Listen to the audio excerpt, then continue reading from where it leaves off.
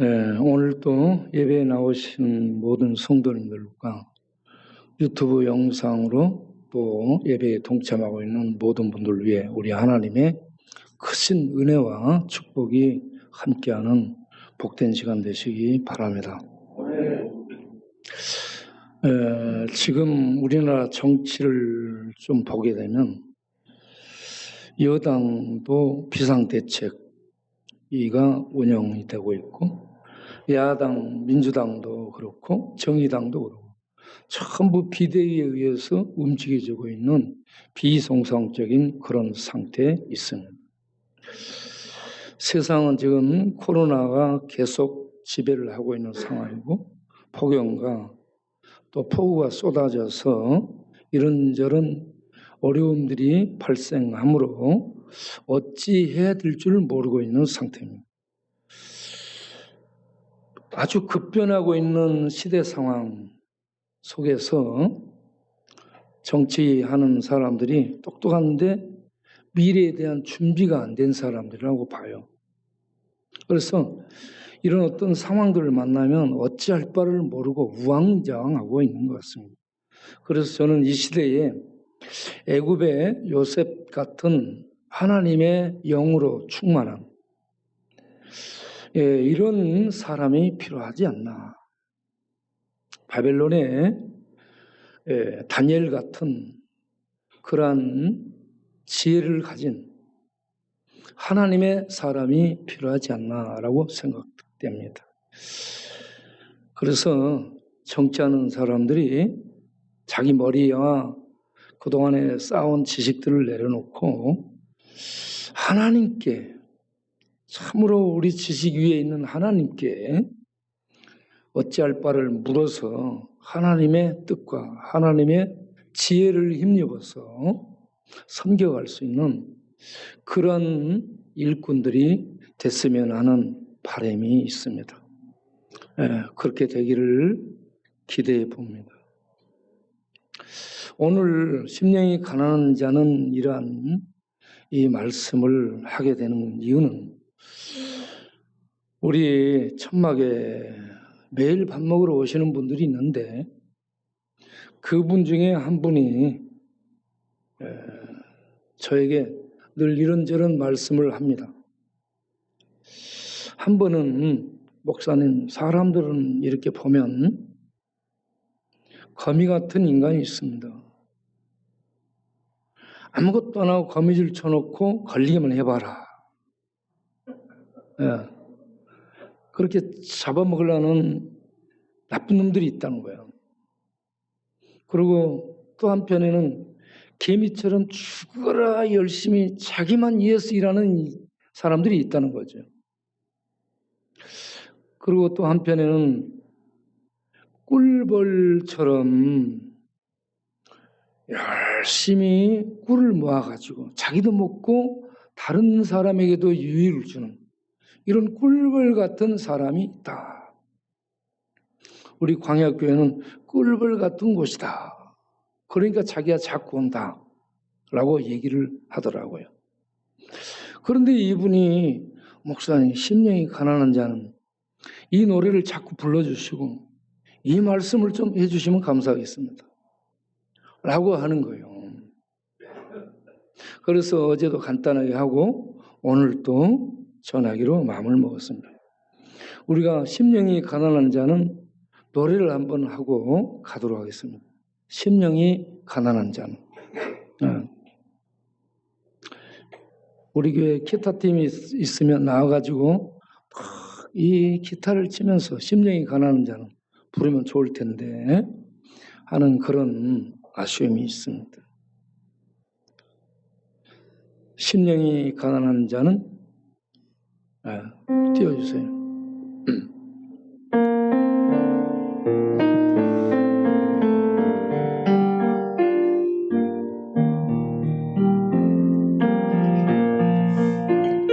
심령이 가난한 자는 천국이 저희 것이요 애통하는 자는 복인데 위로를 받을 것이요 온유한 자 복이 있나니 땅을 기업으로 받겠네. 의에 줄이고 목마른 자는 저희 배에 부를 것이요 긍휼히 여기는 자는 긍휼히 여김받겠네. 마음이 청결한 자는 하나님을 볼 것이요 화평케하는 자는 하나님의 아들이라 할 의에 비하여 핍박받는 자 천국이 저희 것이라. 내게도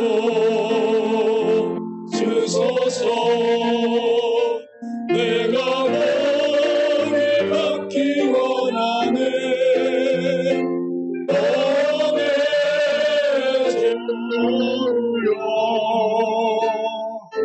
주소서.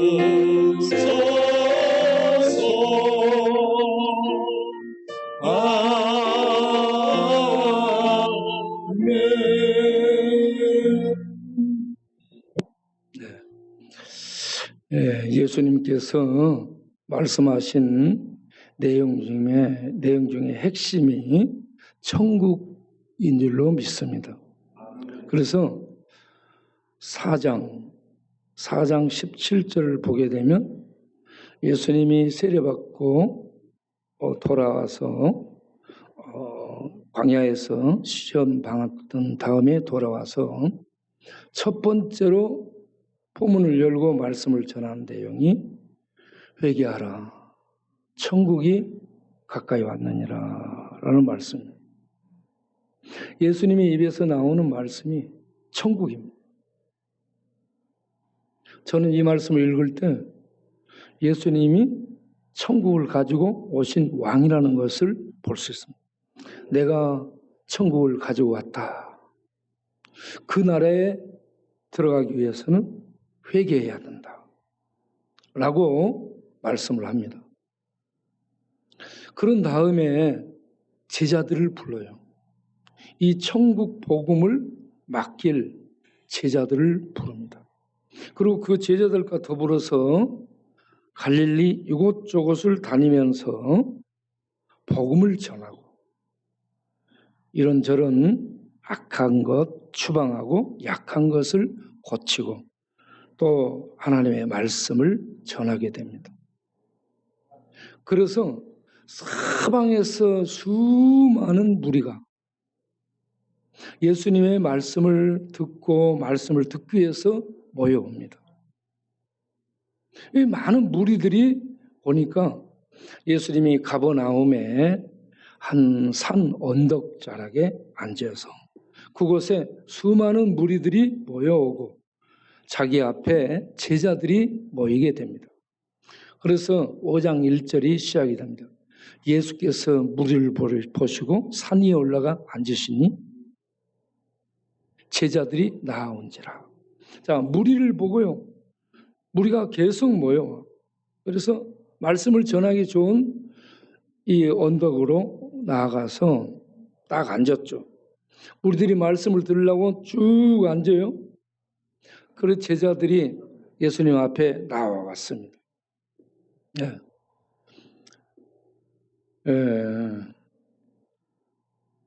이때 예수님이 입을 열어서 말씀을 하게 됩니다.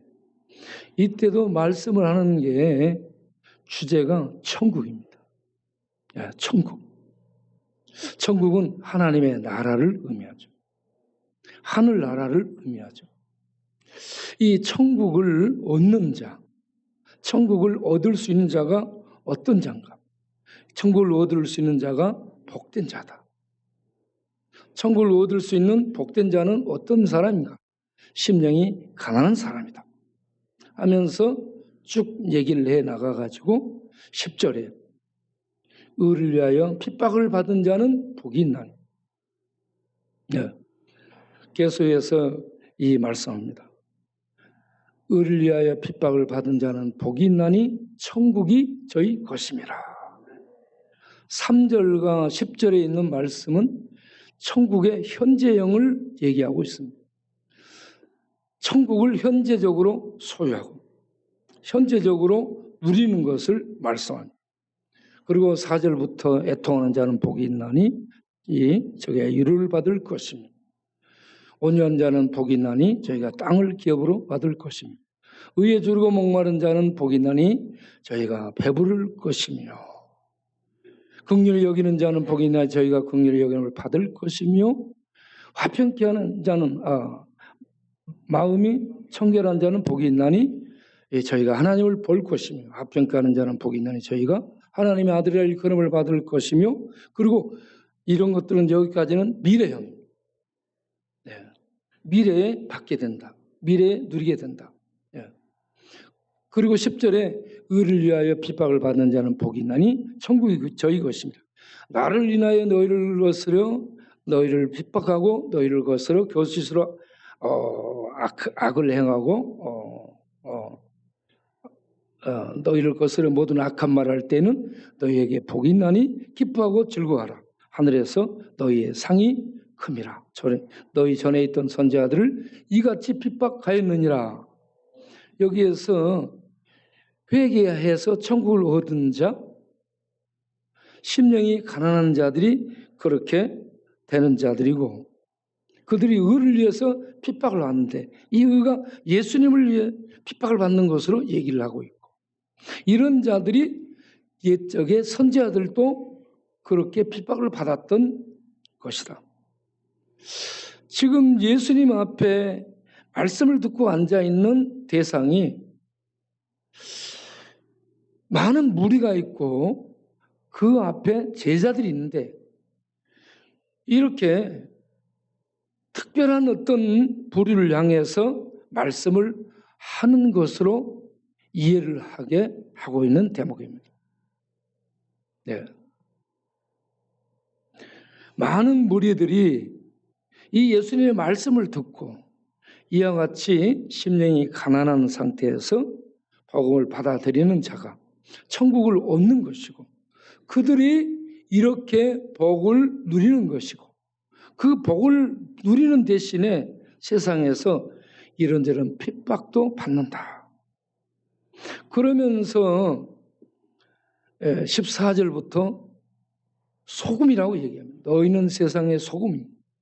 소금이 만일 그 맛을 잃으면 무엇으로 짜게 하려? 다만 밖에버리어 사람에게 밟힐 뿐이니라. 이렇게 천국을 소유한 제자들, 선지자 그룹, 이 하나님 백성 그룹이 세상에서 역할을 해야 될 텐데 소금의 역할이라고 얘기합니다. 그리고 15절부터 보게 되면 너희는 세상의 등불이라. 산에 있는 동네가 숨겨지지 못하리. 사람이 등불을 꺼서 말 아래 두지 아니하고 등경 위에 두나니 이러므로 집안 모든 사람에게 비치느니라. 등불은 높은 곳에 두어서 다 비치게 하는데 목적이 있다는 거죠. 그러면서 너희는 세상의 빛이라. 예? 이와 같이 너희 빛을 사람 앞에 비치게 하여 너희 착한 행실을 보고 세상 사람들이 하나님 아버지께 영광을 돌리도록 하라. 이와 같이 하나님 백성된 자들이 세상의 소금의 역할, 빛의 역할을 감당해야 된다는 것을 말씀합니다. 이어서 17절에 내가 율법이나 선지자를 폐하러 온 줄로 생각하지 마라. 폐하러 온 것이 아니라 완전케 하려 함이라. 예? 율법과 선지자는 구약을 얘기하는 거죠. 하나님이 아브라함에게 약속한 그 나라, 그 나라에 준 법이 율법이고, 예. 그 율법을, 구약의 예언들을 없애버리기 위해서 온 것이 아니고 그 약속과 언약과 그 말씀들을 온전히 성취하기 위해서 오신 것이다. 완전케 해서 하나님의 의를 이루기 위해서 오셨다. 19절 20절 내려가서 보게 되면 너희 의가 바리새인 서기관보다 더 나아야 천국에 들어갈 수 있다 라고 말씀을 하고 있습니다. 예. 여러분, 바리새인들과 서기관들의 의는 보통 사람들의 평범한 의가 아니고 평범 이상으로 뛰어난 의입니다. 예. 도덕적으로 굉장히 수준 높은 그러한 의로움을 가지고 있었습니다. 그런데 이런 의를 할지라도 하나님 앞에서 우리의 죄악을 가려줄 수 있는 완전한 의가 되지를 못했습니다. 이런 의를 누더기 같은 의라고 얘기합니다. 그래서 우리는 주목해야 될 게, 구약의 이스라엘 백성을 하나님이 애굽에서 이끌어낸 다음에 시내산으로 데리고 와서 시내산에서 국가적인 언약을 체결하고 언약 백성들에게 하나님이 친히 돌판에 새긴 법을 친히 베푸시고 강림하셔서 산 위에 구름과 불과 지진과 천둥과 번개의 이런 현상 속에 하나님이 불 가운데 강림하셔서 이스라엘과 말씀하시죠. 그 상황을 재현하시는 예수님.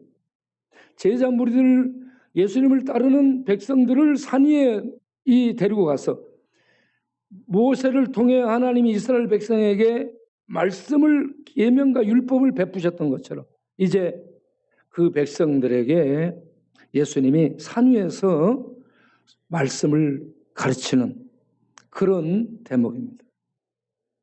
여기에서 핵심적인 단어 중에 하나가 천국입니다. 천국은 하나님이 통치하는 나라를 의미합니다.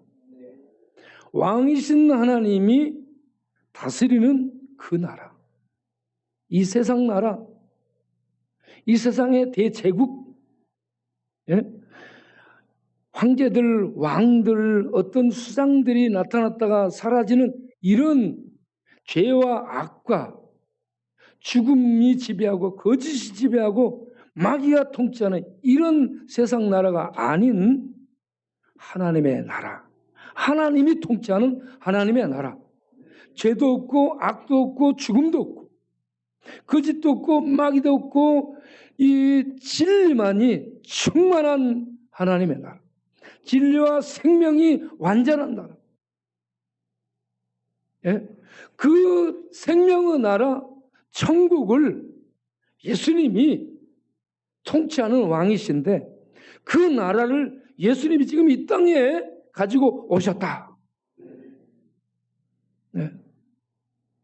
그러면서 예수님이 공생을 시작하면서 첫 번째 외친 말씀이 저는 막 울려와요. 회개하라. 내가 천국을 가지고 왔느니라.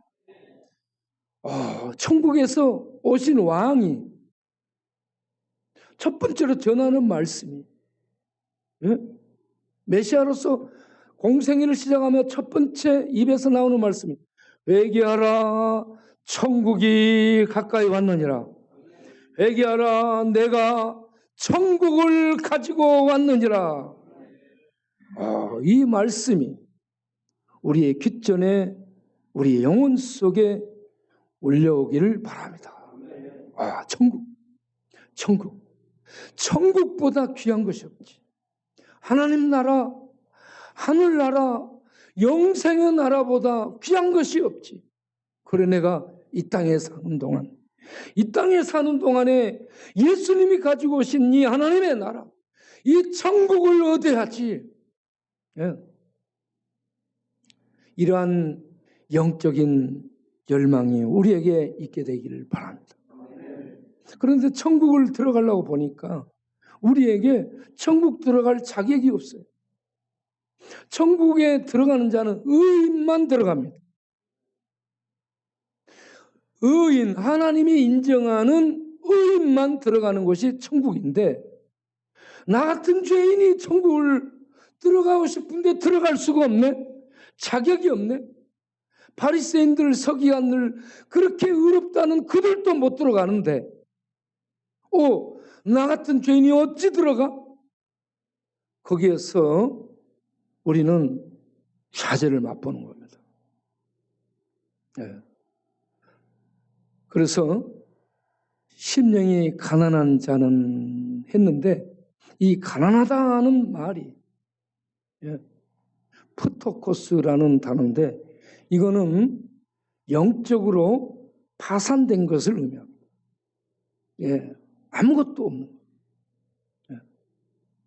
내세울 만한 아무것도 없는 망한 상태. 여러분, 이런저런 돈 쓰고 사업이 안 되고 해서 파산한 사람들이 있잖아요. 빚 독촉 받고 돈 나올 때는 없고 어떻게 만날 수도 없고, 그래서 어떻게 하지 하고 돌아다니다가 죽게 되는, 부산 완도 앞바다에서 죽은 사람도 그런 사람이에요. 이렇게 되는 거예요. 파산. 그런데 살 수 있도록 이 파산 신청을 하게 되면 탕감을 해주는 그런 제도가 생겼죠. 얼마나 다행스러운지 모릅니다. 자, 우리는 하나님 앞에서 이와 같이 하나님의 의를 얻어야 하나님의 심판을 벗어나는, 하나님 천국에 들어가서 살 수 있는 자격을 갖게 되는데, 내게 이 의가 없고 의를 살 수 있는 것도 없고 의를 내가 만들 수도 없고 하나님의 이 나라에 들어가는 자격인 의가 나한테 없는 거예요. 이 없는 상태를 가난한 상태라고 말하는 겁니다. 만들 수도 없는 겁니다. 어떻게 할 수가 없는 거예요. 이런 상황에서 그 다음 구절을 우리가 보게 되면, 애통하는 자는 복이 있나니, 애통하게 되는, 하나님 앞에 내 죄를 보면서, 내 악을 보면서 의가 없어서 들어갈 수 없는 이러한 이 죄인이 어찌합니까 하면서 하나님 앞에 회개하며 주의 자비와 긍휼을 구하게 되는 거죠. 주여, 나 같은 죄인을 불쌍히 여겨 주소서. 프토코스, 구걸하는 겁니다. 영적인 파산자가 하나님이여, 나 같은 죄인 애통하며 슬퍼하며 탄식하는, 여기에 애통하는 것은 죽은 송장로 구우는 거예요. 죽은 송장으로 구우는 건데, 자기를 딱 보니 의가 없어서 죽은 송장이나 마찬가지네. 자기가 자기를 보고 불쌍히 여기며 자기가 우는 거예요. 이렇게 하나님 앞에 의가 없어 애통하는 자가 복이 있나니 위로를 받을 것이요. 어떻게 위로를 받아요? 그래, 너에게 내가 무상으로 나의 의를 주겠노라 하면서 하나님께서 그 의를 달라고 애통하며 울며 하나님을 붙들고 나오는 이러한 백성에게 무상으로 하나님이 이 의를 옷 입혀 주므로 하나님 나라에 들어갈 수 있도록 해주겠다. 이게 위로가 되는 것이고, 이게 심령이 가난한 자가 얻게 되는 천국이 되는 줄로 믿습니다. 그래서 저는 심령이 가난한 사람이 정말 복이 있는 사람이네.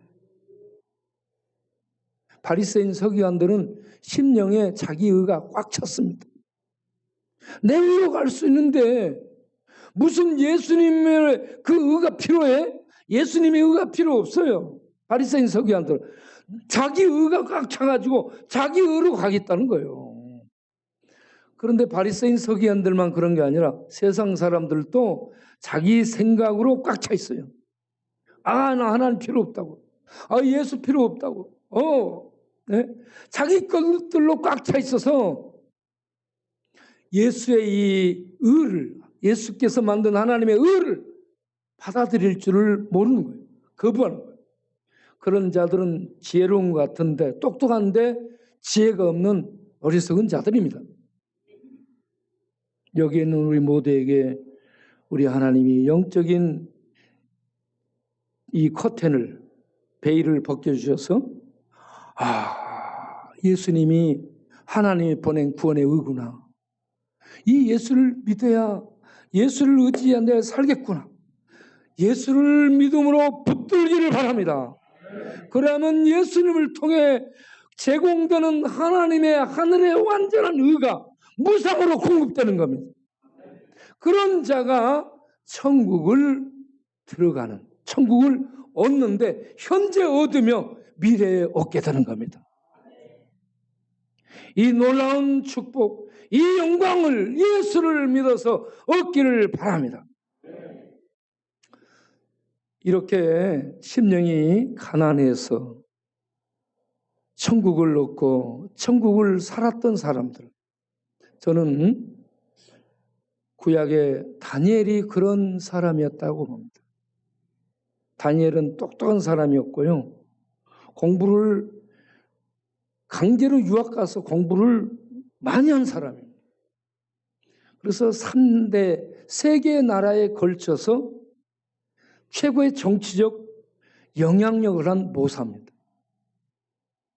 이런 사람이 없죠. 이런 다니엘 같은 사람이 심령이 가난한 거예요. 부자고 좋은 대학 나왔고 왕궁대학을 나오고 머리 좋고 외국어 능통하고 이런 사람이 심령이 가난할 수 있습니다. 그리고 성경에 보게 되면 삭개오, 세리장 삭개오 머리 좋은 사람이에요. 세리장까지 하고요 부자가 됐습니다. 회전이 잘 되는 사람들. 그래서 도둑질을 했든 착취를 했든 갈취를 했든 부자 되고 보자 해가지고 부자가 된 사람이 삭개오. 근데 이 예수님을 만나가지고 싹 키워낸 사람이죠. 이 삭개오도 심령이 가난했어요. 왜 그러냐? 자기 머리 써가지고 부자가 됐어요. 세상적으로 장자리도 차지했어요. 할 것저것 다 했는데 마음이 공허하네. 마음이 행복하지 않아요. 이 복이라는 것이요, 복이 있나니, 이 복이 신들의 복을 의미합니다. 가장 이 땅에 없는 신들에게 있는 지극한 복을 말하는 겁니다. 그 복이 영생의 복이고 그 복이 천국의 복인데, 그 영생의 복, 천국의 복이 빛처럼 무리 안에 들어오게 되면 돈 없어도 행복하고 장자리 못해도 행복하고 집 없어도 행복한데, 이게 없으면 세상 것들을 갈취해요. 세상 것들을 이것저것 막 얻어가지고 누리는데, 그런데 나중에 보니 공허한 거예요. 그래서 이병철 씨가, 삼성의 이병철 씨가 삼성 재벌을 읽었지만 24가지 질문을 하면서 영적 세계를 더듬습니다. 천국과 지옥이 있냐? 알고 싶다. 예수 믿어야 천국 간다는데 그 말이 진짜냐? 이러한 영적 문제를 질문하는데 그 답을 듣지를 못하고 죽었습니다.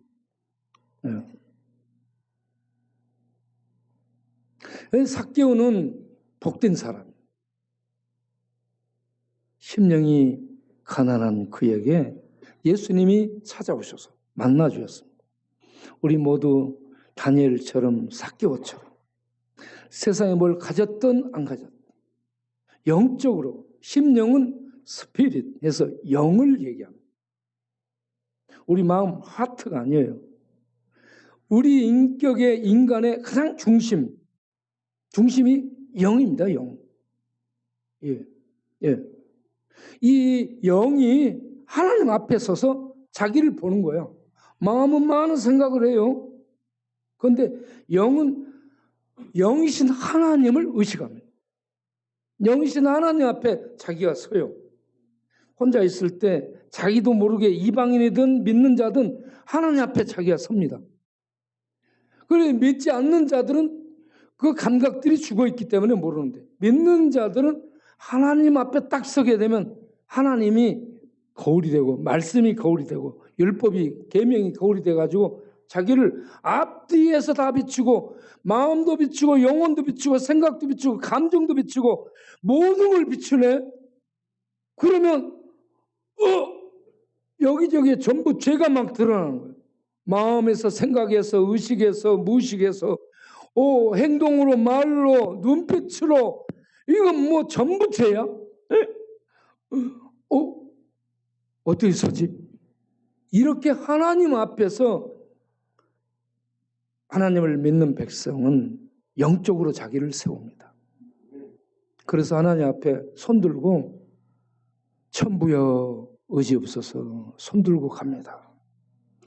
오늘 부른 찬송처럼 나 같은 죄인 어찌합니까? 나 같은 죄인 살리신 주내 고마워 하면서 감사하며 찬양하게 되는 것이죠. 네. 이렇게 하나님 앞에서 영적으로 내가 죄인이라는 것을 발견하고 하나님의 은혜와 자비를 구하며 나가는 우리가 되기를 바랍니다. 다니엘 같은 사람, 삭개오 같은 사람, 이렇게 부유하고 또 어떤 세상적으로 장자리를 갖고 있는 사람도 있고, 니고데모 같은 사람도 사내들인 관원이고 바리새파고 그렇습니다. 선생이고 율법 선생. 그런데 이런 사람도 예수님을 찾아와요. 심령이 가난한 겁니다. 반면에 예수님의 차에 다니는 사람들이 있어요. 수가성 여인, 38년 된 병자, 문둥병자, 중풍병자, 그리고 만나준 소경.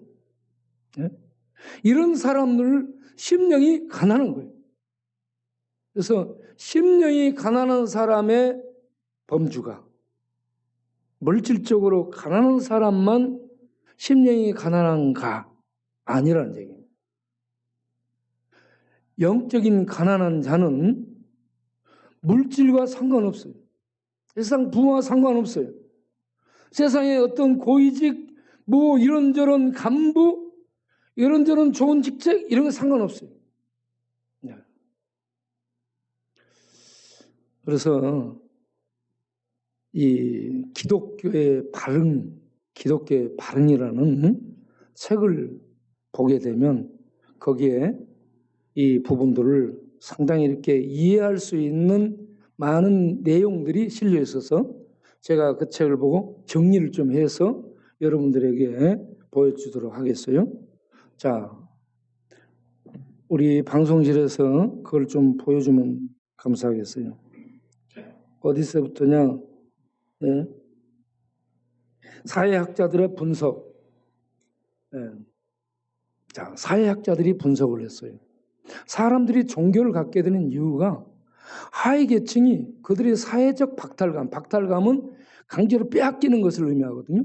사회적 박탈감에서 종교를 갖게 되었다라고 사회학자들은 분석을 했어요. 그리고 종교의 기능은 빈곤층의 고통을 달래주는 것이다. 이게 종교라 생각을 했어요. 자, 그리고 사회과학에 창시한 마르크스는 좌절된 욕망의 보상책으로 종교를 갖는다. 좌절된 욕망의 보상책으로. 그리고 정신분석학자 프로이드는 신경증적 환상이라 이렇게 했어. 또 리차드 도킨스는 이 망상이라, 이 해로운 망상이라고까지 했죠. 자, 그러나 이런 사회학자들은 이런 정설이 스타크와 글록이라는 학자에 의해서 수정되게 됩니다. 자, 보세요. 스타크와 글록은 뭐라고 얘기했냐. 가난한 자들이 더 종교적이지만 다른 차원에서 부자들이 더 종교적이다. 예, 가난한 자들이 어떤 측면에 종교적이에요. 굉장히. 그런데 부자들도 이 허무함 때문에 다 이뤘는데 허무함 때문에 더 종교적이 된다라는 얘기예요. 어떤 것에 있어서 사람들은 내세와 천국을 믿는 거. 내세, 천국을 믿는 문제에 딱 직면하면 빈부 상관이 없다. 이렇게 파악을 했습니다. 자, 그러면서 인간의 욕망이 충족시켜주지 못하는 두 가지의 무능이 있다고 얘기했습니다. 첫 번째 무능은 자원의 결핍입니다. 아무리 해도 채워지지 않는 자원의 결핍. 두 번째는 생명을 갖고 싶지만 찾아오는 죽음을 극복하지 못하는 무능을 우리들이 갖고 있다는 얘기예요. 이런 것 때문에 상류층도 종교를 갖는다. 이렇게 얘기해요. 빈부를 막론하고 모든 사람이 죽는다는 박탈을 경험하기에 신앙의 위로가 필요함을 깨닫고 종교를 갖게 된다라고 사회학자들이 분석을 했습니다. 그 다음을 보게 되면 이제 역병에 대한 얘기들을 1, 2, 3차로 하고 있습니다. 자, 첫 번째 2세기의 역병, 165년경에 역병이 발생해요. 군사작전 중 군대에서 역병이 발생해가지고 이탈리아와 지방 도시로 퍼져서 마을이 황폐화됩니다. 역병으로 군사작전을 할 수 없게 되니까 전쟁이 수답되게 됩니다. 1169년에 그래가지고 169년에 전쟁이 다시 재개돼. 몇 년 사이에 못하죠. 저거는 3, 4년 동안 못해요. 우리도 코로나로 3, 4년 동안 지금 힘들죠. 저기도 그렇게 됐어요. 전쟁이 재개됐을 때에 많은 게르만의 용사, 젊은이들이 전쟁에서 죽은 시체로 발견했는데 이게 전부 역병 때문이었다는 얘기예요. 그래서 역병으로 4분의 1 내지 3분의 1이 희생되었다. 로마시 한 곳에서는 하루에 5,000명이 죽었다라는 얘기가 있고 그렇습니다. 자, 두 번째 3세기도 역병이 와요. 100년 뒤에 251년에 또 역병이 발생합니다. 이때 한 마을에서 3분의 1 정도가 죽어나갔어요. 이런 때에 아프리카 카르타고의 주교 키프리안이 뭐라고 얘기했냐. 비기독교인만 역병을 두려워할 것이다. 기독교인은 이 고난의 훈련이 죽음을 멸시함으로 멸관을 향해 나아가는 길이 될 것이라 라고 믿음으로 사는 사람은 이 역병을 두려워하지 않고 나아갈 수 있다라고 얘기했습니다. 그리고 260년경, 거기도 251년에서 260년이니까 거의 10년 동안 역병이 행행한 그런 시대를 산 거예요. 역병이 쉽게 없어지지 않습니다. 그때 알렉산드리아 디오니시우스 주교가 지금은 공부한 시간이 아니라 상상할 수 없는 기쁨의 시간이다. 역병으로 사망한 사망자가 한 명에 그친 집은 하나도 없었다. 역병으로 집집마다 죽지 않은 사람이 없었다는 얘기죠. 그런 상황에서 이 특별히 환자를 돌보다가 돌아가신 성도들을 치하하는 그러한 말씀을 하면서 이렇게 했습니다. 그들은 위험을 무릅쓰고 아픈 자를 도맡아 그리스도 안에서 모든 필요를 공급하고 섬겼습니다. 그리고 병자들을 돌보다가 병자들과 함께 사망을 자기에게로 옮겨와 죽음을 맞이했습니다. 평안히 기쁨으로 생을 마감했습니다. 그 중에는 칭찬받는 장로와 집사와 평신도들이 있었는데 이들의 죽음은 어느 모로 보나 순교나 다름없습니다. 순교했다라고 평가를 하고 있습니다. 크리스찬들이 믿음으로 천국을 소유한 크리스찬들이 이렇게 순교를 했다라는 얘기입니다. 그리고 또 100년 뒤에 4세기에 또 역병이 발생합니다. 계속 역병이 발생했어요. 그래서 362년에 율리아누스 황제가 갈라디아 대사제에게 쓴 편지에서 이런 말이 있습니다. 최근의 기독교의 성장은 도덕성, 나그네에 대한 자비, 죽은 자의 부정 관리를 잘 하는데 힘입었다.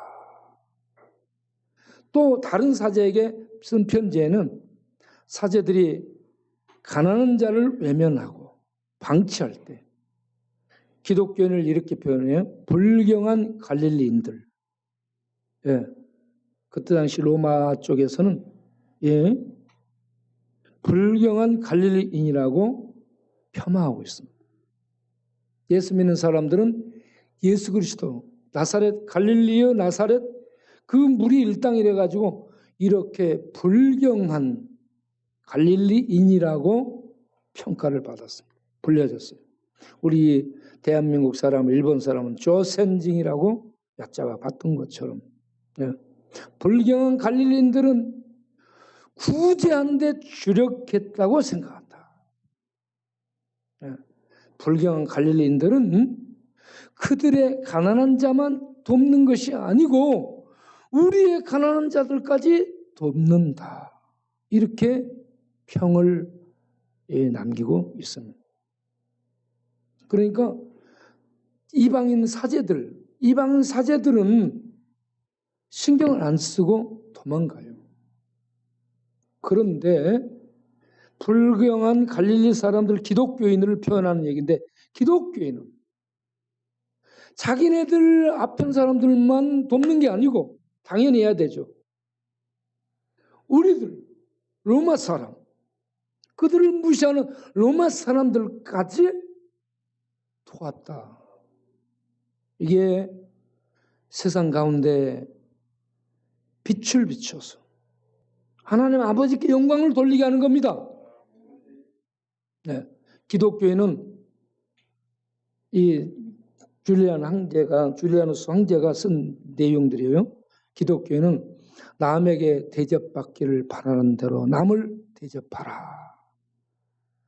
받는 것이 주는 것보다 복되더라와 같이 그 가르침을 따라서 살다 보니 그게 결실을 맺게 된 것이다. 이렇게 평가를 해서 편지를 보냈습니다. 세상은 우리 기독교인들을 이렇게 얼마나 똑똑한가, 얼마나 말 잘하는 이런 거 보지 않고 어떻게 행동하는가를 보는 거예요. 우리는 세상의 소금이고 세상의 빛이에요. 그래서 이 세상을 잘 섬기며 이끌어갈 책임을 우리에게 주신 겁니다. 우리는 우리 아는 사람, 우리에게 잘해주는 사람에게만 사랑하고 우리하고 못하는 사람은 국물도 없고 그러면 안 되고 우리는 이것저것 따지지 말고 묻지 말고 우리는 어떻게 해야 돼 있어요? 자기 것 주다가 없어지면 옆 사람 것 들어서라도 줄 수 있도록 주다가 망하자. 이렇게 갈 수 있는 우리가 되기를 바랍니다. 그 다음을 보겠어요? 이런 때에 당시에 질문들이 있었습니다. 왜 이런 일이 일어날까? 우리 모두는 죽게 되는 것일까? 왜 이런 세상이 존재하는 것인가? 이것 지난 다음에 이것 다음에는 무슨 일이 일어날까? 그러면 도대체 우리가 할 수 있는 일은 무엇이란 말인가? 이런 질문들을 던지는 거예요. 이때 이교도들은 신들이 이런 불행을 왜 보냈는지 모르겠다. 답을 주지를 못합니다. 도망가요. 철학자들은 뭐라고 얘기하냐? 세계가 늙어가며 미덕은 메말라간다. 전혀 상황 인식을 못하는 궤변을 늘어놓습니다. 최고위층, 돈 많은 부자들은 피신하기에 바쁩니다. 이런저런 문제를 만나면 피신하기에 바쁩니다. 예. 자, 그런 것들로 인해서 무질서 고통이 가증됐다라고 얘기해요. 그들 때문에 문제를 만드는 것들, 문제를 만들어. 예. 자, 그런데 기독교는 세상을 향해 담대히 나갑니다. 왜 그러냐? 우리의 신앙은 답을 가지고 있다. 할렐루야. 우리의 신앙은 답을 가지고 있기 때문에 세상을 향해 담대히 나아갈 수 있습니다. 자, 죽음이 지금 휩쓸고 있어요.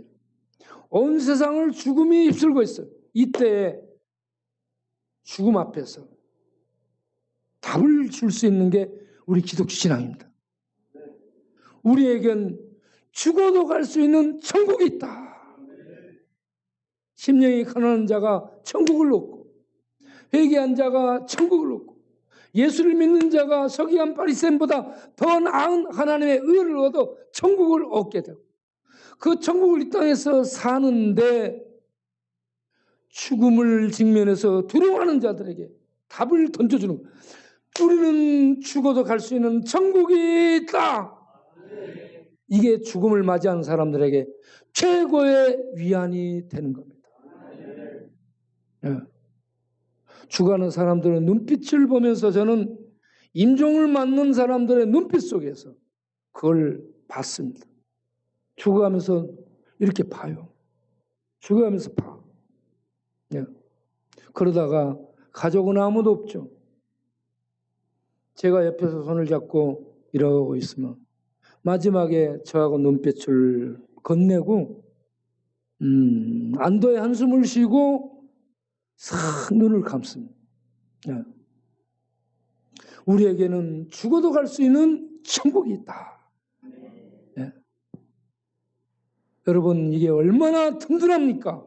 세상은 죽음의 공포가 휩쓸고 있고 어찌할 바를 모르고 우왕좌왕하는 세상에서 우리는 천국이 보장되어 있기 때문에 흔들리지 않고 요동하지 않고 든든하게 세상을 붙들면서 갈 수 있는 이런 평안이 있다.